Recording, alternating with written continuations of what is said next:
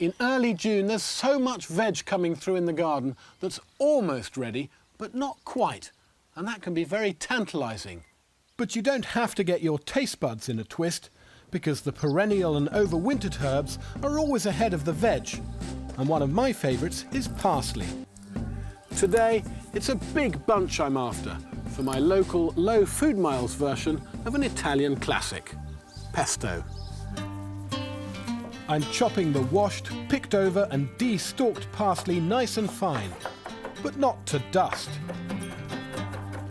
The grater is the perfect tool for very finely chopped garlic. 1 fat clove should do it. Parmesan is the classic pesto cheese, but this isn't a classic pesto. And this is a beautiful local cheese called Devon Oak. It's cheddary, semi-hard, and it has a fantastic flavour. And even my lovely oils are local, both produced here in the West Country. Rapeseed and hemp.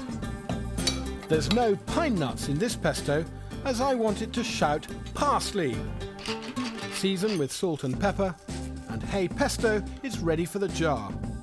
This will stay fresh and delicious for a week in the fridge.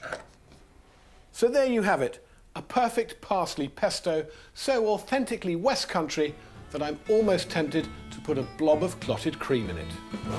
Not a bad idea actually if you're serving it with plain boiled pasta, but why not make hot pesto bread by spreading it thickly into a sliced loaf and baking it in the oven for 10 minutes.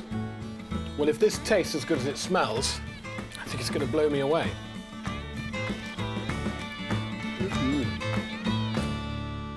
Wow, what I love about this is that it reminds me what a dearly beloved herb our parsley is, and rightly so. It's